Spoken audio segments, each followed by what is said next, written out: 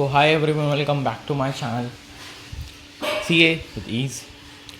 Now इस video में हम टेस्टेड नॉलेज क्वेश्चंस करेंगे इंडियस 19 के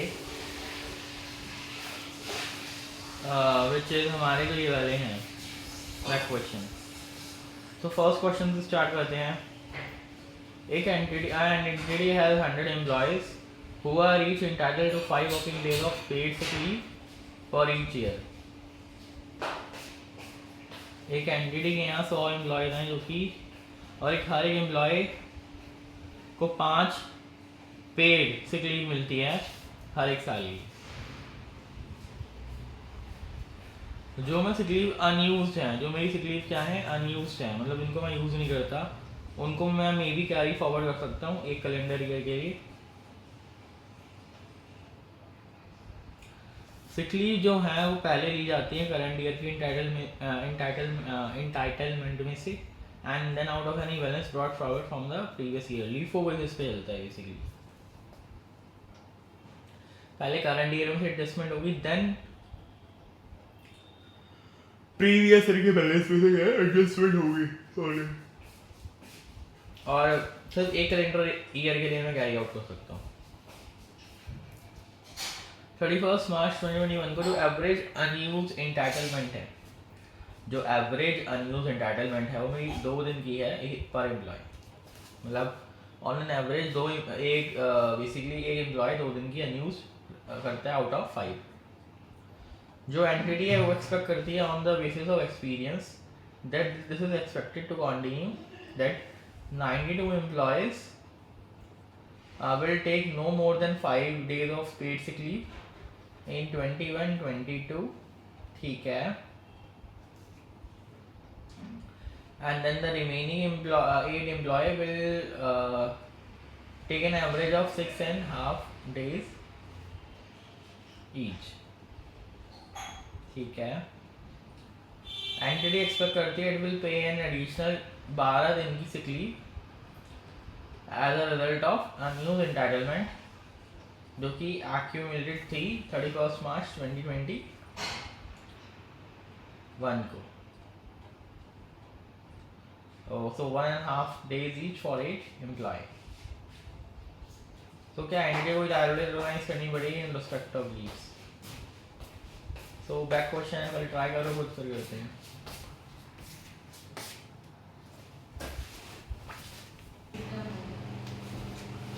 सो देखो यार इसमें क्या है कि आंसर में हमें दिया हुआ है कि 12 दिन की क्या है, 12 दिन की वो एक्सपेक्ट कर रही है एंटिटी की एडिशनल 12 की सिक लीव पे करेगी अनयूज्ड एंटाइटलमेंट की वजह से, क्योंकि एक्यूमुलेट हो रखे 31 मार्च 2021 से. तो हम 12 दिन की क्या है लाइब्रेरी रिकॉग्नाइज कर देंगे रिस्पेक्ट ऑफ लीव्स. मतलब लास्ट लाइन से मेरा आंसर निकल के आ रहा है इसमें. So as 31 March 2021 the average unused entitlement कितनी है 2 दिन पर employee. The entity expects on the basis of experience that is expected to continue that 92 employees will take no more than 5 days of paid sick leave and that the remaining 8 employees will take an average of 6.5 days each. ठीक है. मतलब 92 employees तो 5 दिन की ले लेंगे पूरी जो इस साल की है, बाकी जो 8 एम्प्लॉय है वो एक्सपेक्ट कर रही है वो 6.5 डेज की लेंगे. मतलब अब पिछले साल की मेरी कहीं ना कहीं हो सकता है 2 दिन की कैरी फॉरवर्ड हो रखी हो, तो मतलब हाफ दिन की मेरी बची कहीं ना कहीं, जिससे मेरे को प्रोविजन बनाना चाहिए आइडियली, जो मेरे को लगता है. The entity expected it will pay an additional 12 days of pay as a result of unused entitlement that has accumulated at 31 March 2021. और एंटिटी एक्सपेक्ट ये भी कर रही है एडिशनल 12 दिन की सिक लीव की वजह से अनयूज्ड एंटाइटलमेंट आपका क्या है 12 दिन का उनको पे करना पड़ेगा. तो मतलब हाफ डे का तो भाई, और उसमें होता है 1 दिन का और उन्होंने एक्स्ट्रा जोड़ दिया हो, तो इसलिए वो 12 डेज ऑफ पे क्या है लाइब्रेरी रिकॉग्नाइज कर लेंगे. वरना तो अगर ये वाली लाइन नहीं होती तो ideally I think half day की रिकॉग्नाइज होती किसी प्रोविजन जो है library. Now company LIFO base देखो यार, इस साल की तो मैंने पहले एडजस्ट करूंगा, फिर अगले साल की क्या है इसमें एडजस्ट और कर दूंगा. ठीक है. अब सेकंड क्वेश्चन पे आते हैं. Plan provides a monthly pension of 0.3% of final salary for each year of service. तो pension is payable from the age of 65, हमें करंट सर्विस कॉस्ट निकालनी है।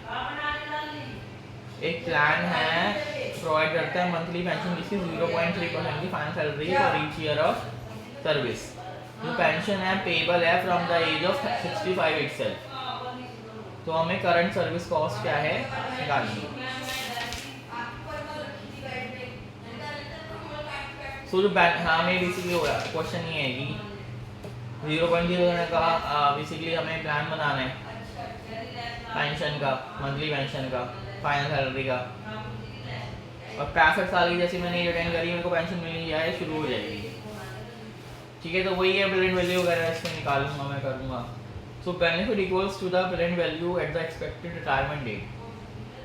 बेनिफिट जो मेरे प्रेजेंट वैल्यू को इक्विवेलेंट हो गए एक्सपेक्टेड रिटायरमेंट डेट पे, वो भी एक monthly pension of 0.3% of the estimated final salary payable from the expected retirement date until the expected date of death is attributed of value to each year of service. जो current service cost है वो present value इसकी उस benefit की, the current service cost is the present value of that benefit. ठीक है,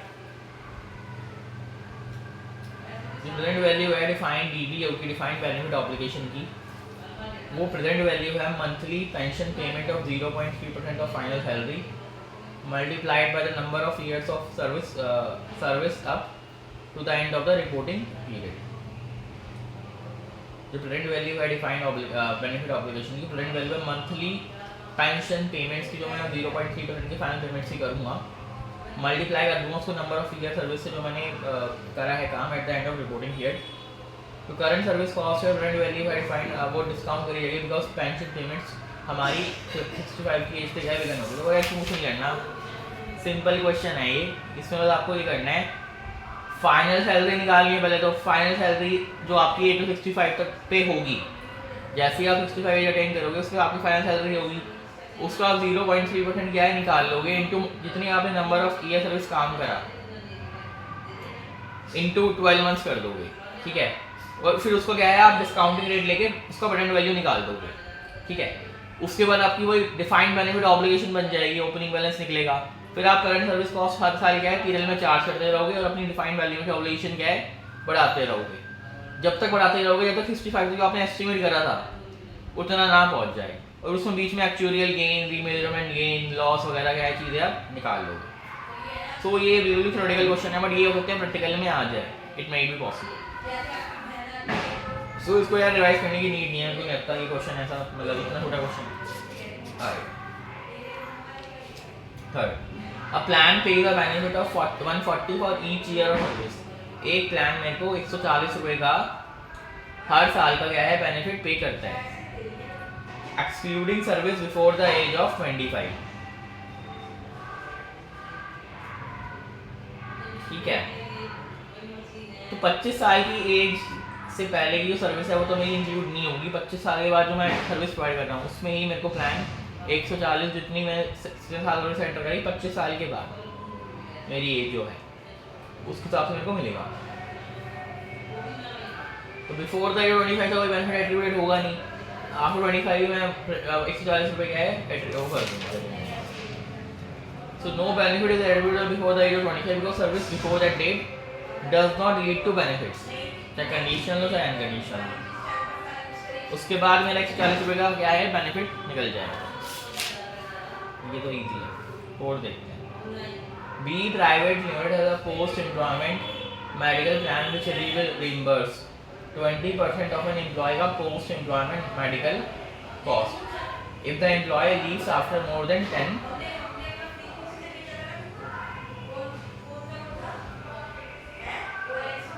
सो B private limited का एक पोस्ट एम्प्लॉयमेंट मेडिकल प्लान है जो कि रिइंबर्स करेगा 20% इसका एम्प्लॉय का पोस्ट एम्प्लॉयमेंट मेडिकल कॉस्ट।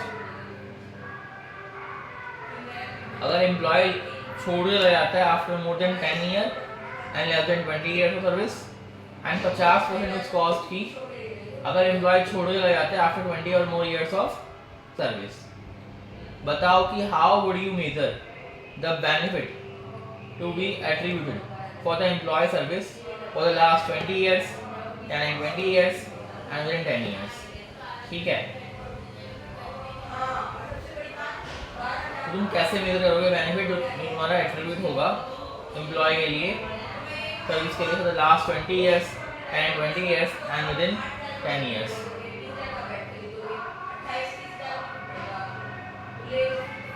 कैसे तुम बेनिफिट एट्रीब्यूट करोगे एम्प्लॉय सर्विस के लिए लास्ट 20 साल में 10 और 20 साल के बीच में और विद इन 10 ईयर्स के बीच में।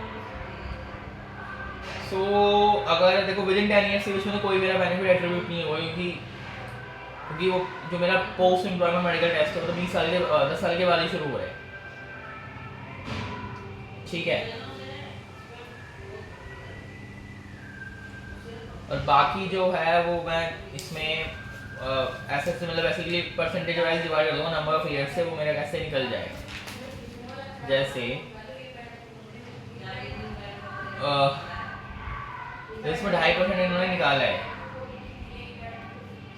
बिकॉज वो ये ग्लोबल कॉन्सेप्ट मैपिंग कॉन्सेप्ट की बात आ गई इसमें हमने लास्ट वाले क्वेश्चन में दी थी, अब वो रिवाइज कर सकते हो। इलस्ट्रेशन में क्वेश्चन है, इलस्ट्रेशन में हमारा सेम क्वेश्चन था ये, अगर मैं आपको दिखाऊं ये वाला 2021 है, ये वाले क्वेश्चन थे तो आप ये रिवाइज करना है, आपको ये भी क्लियर हो जाएगा। बाकी कर लेते हैं। As per India 19 the benefit will be attributed till the period the employee service will lead to no material amount of benefits. India 19 employee benefits के हिसाब से बेनिफिट एट्रीब्यूट करा जाएगा टिल उस पीरियड तक जो एम्प्लॉय सर्विस है वो मेरे को कोई मटेरियल बेनिफिट क्या है नहीं देगा। And service in later years will lead to materially higher level of benefit than in earlier year. और कहीं ना कहीं लेटर ईयर में मेरे को यार बाद के ईयर में ना मेरे को ज़्यादा बेनिफिट मिलेगा देन इनिशियल ईयर्स में। तो जो एम्प्लॉयज़ 20 या उसके साल बाद छोड़े जाएंगे ना, एंटिटी वो एट्रीब्यूट करेगी benefit on straight line basis, ठीक है। जो बंदा है 20 या उसके बाद साल बाद छोड़े जा रहा है, जो एंटिटी ने एस्टिमेट करा है कि नंबर ऑफ एम्प्लॉयज़ 20 या उससे ज़्यादा काम करेंगे, 20 साल से ज़्यादा काम करेंगे, उनका मैं स्ट्रेट लाइन बेसिस पे क्या है एट्रीब्यूट करूँगा बेनिफिट, ठीक है। So service beyond 20 years will lead to no material amount of other benefits, ठीक है। So the benefit जो attribute है फर्स्ट 20 years का वो 2.5% निकलेगा हमारा, वो भी प्रेजेंट वैल्यू निकाल लेंगे हम एक्सपेक्टेड मेडिकल कॉस्ट की।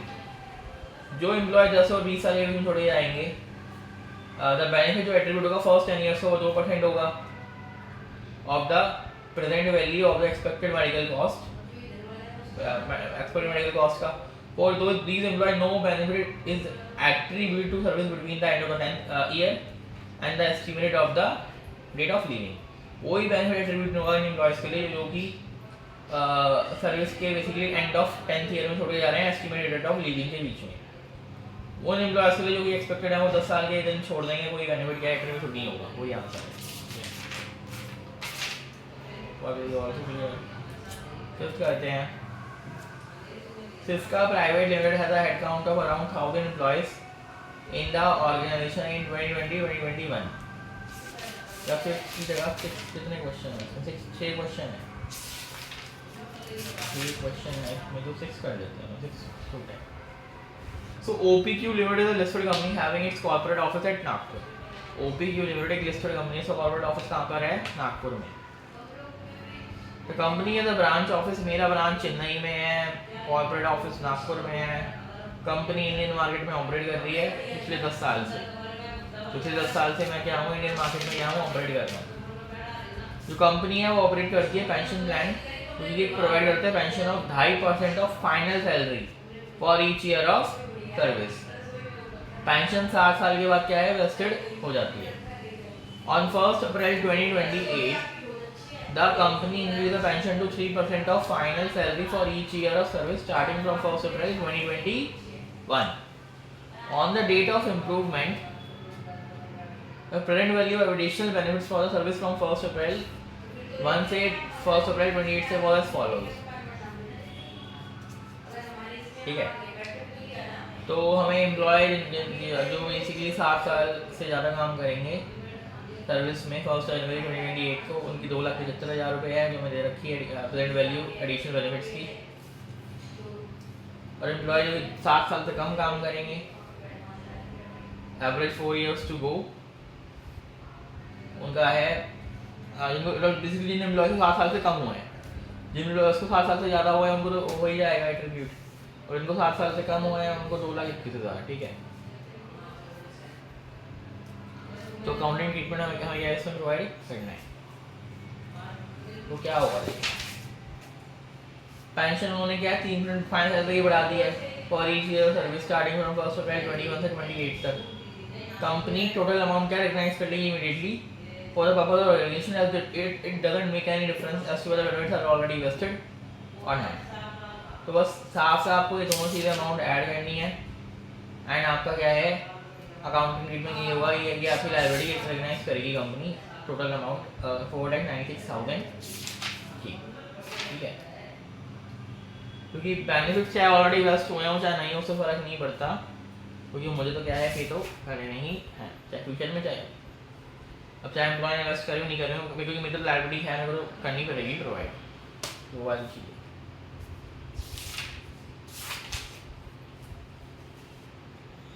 सो आई थिंक उस पर आते हैं। सिस्का प्राइवेट लिमिटेड का head count of around 1000 employees, 1000 employees हैं ऑर्गेनाइजेशन में 2020 में 2021 में। कंपनी की पॉलिसी के हिसाब से एम्प्लॉयज़ को 35 दिन की प्रिविलेज लीव दी जाती है, 15 दिन की सिक लीव दी जाती है, 10 दिन की कैजुअल लीव दी जाती है। Total PL and sick leave में से 10 पीएल लीव और 5 सिक लीव कैरी फॉरवर्ड करी जा सकती हैं अगले साल तक। पास्ट ट्रेंड के बेसिस पे ये नोट करा गया, ये नोट करा कि 200 एम्प्लॉयज़ 5 दिन की पीएल लेते हैं, 2 एम्प्लॉयज़ मतलब 200 एम्प्लॉयज़ 5 दिन की क्या लेते हैं पीएल लेते हैं और 2 दिन की एसएल लेते हैं, और 800 एम्प्लॉयज़ 10 दिन की पीएल लेते हैं, 5 दिन की एसएल लेते हैं। तो अब देखो इससे हमारी लायबिलिटी क्या है कि हमारी निकल के आ जाएगी। I hope you got. ठीक है, तो 200 इंटू आप 5 करोगे एंड 200 इंटू 2 करोगे, प्लस 800 इंटू 10 करोगे एंड 800 इंटू 5 करोगे, तो यही आपकी क्या है वो फर्स्ट आंसर आपका ये हो जाएगा। Will recognise liability to extend of 5 days of PL for 200 employees and 10 days of PL for remaining 800 employees. ठीक है, and 2 days of SL for 200 employees, 2 days of SL for 200 employees and 5 days of vessel for 800 employees। ठीक है, 800 employees। As an unused entitlement has accumulated in 2021 as short term, उसको भी short term compensated expenditure हम क्या है show करेंगे, ये unused क्या है हमारी entitlement है। Also the company has been incurring profits since 2020.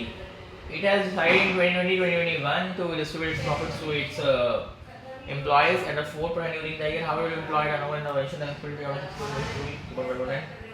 देखो 2000 का 3.5% आप निकाल लोगे उतना आपको क्या है लायबिलिटी रिकॉग्नाइज हो जाएगी जो आपको कंपनी पे करती है। तो मतलब 70 करोड़ रुपए लायबिलिटी और एक्सपेंस क्या कर लोगे आप बुक्स ऑफ अकाउंट्स में रिकॉर्ड कर लोगे। नाउ इस पे आते हैं, इसका private limited post employment benefit plan also available which is in the nature of defined contribution plan. Post employment benefit है प्लान है जो कि डिफाइंड कंट्रीब्यूशन प्लान के क्या है फॉर्म में है, मेरा नेचर में है, और वो फंड को कंट्रीब्यूट करती है 100 करोड़ रुपए, तो ये 12 महीने के अंदर अंदर ड्यू क्या है हो जाएगा काउंटिंग पीरियड से। तो कंपनी ने 20 करोड़ रुपए एम्प्लॉयज को दे दिए हैं, तो 80 करोड़ रुपए उन्हें क्या है 80 करोड़ रुपए क्या है उन्हें लायबिलिटी रिकॉग्नाइज करनी पड़ेगी, और एक्सपेंस भी हमारा क्या है 80 करोड़ रुपए का रिकॉग्नाइज होगा, कोई 20 करोड़ तो मैं रिकॉग्नाइज कर चुका हूँ। However, contribution already would have exceeded contribution to further services for the accepted expense right. So मैं ट्रीटमेंट हमने शॉर्ट टर्म का बता दिया, प्रॉफिट शेयरिंग प्लान का बता दिया, डिफाइंड कंट्रीब्यूशन प्लान का भी हमने बता दिया। Also state what would be the statement of the contribution paid from defined contribution plan exceeds the contribution due। मतलब मैंने पे ज़्यादा कर दिया और ड्यू क्या है मेरा कम था, तो उस केस में मेरे को क्या करना पड़ेगा, तो मैं एक एसेट दिखा दूंगा अपना कि मैंने पेमेंट ज़्यादा कर दी और मेरी ड्यू कम थी, तो एक प्रीपेड एक्सपेंस हो जाएगा कि मैंने प्री पे कर दिया, ठीक है यही होगा। But remind what would be the accounting treatment if the payment from defined contribution plan does not fall due within the 12 months from the end of the reporting period। तो अगर 12 महीने के अंदर अंदर पेबल नहीं है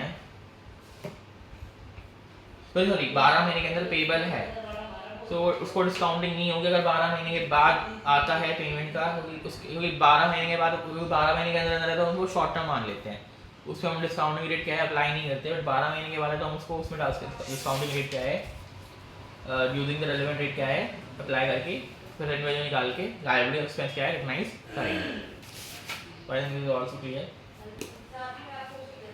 सो इसके साथ ही हमारी इलस्ट्रेशन एंड होती हैं। आई होप आपको समझ आया होगा, एंड फीडबैक प्लीज़ जरूर प्रोवाइड करना मेरे को।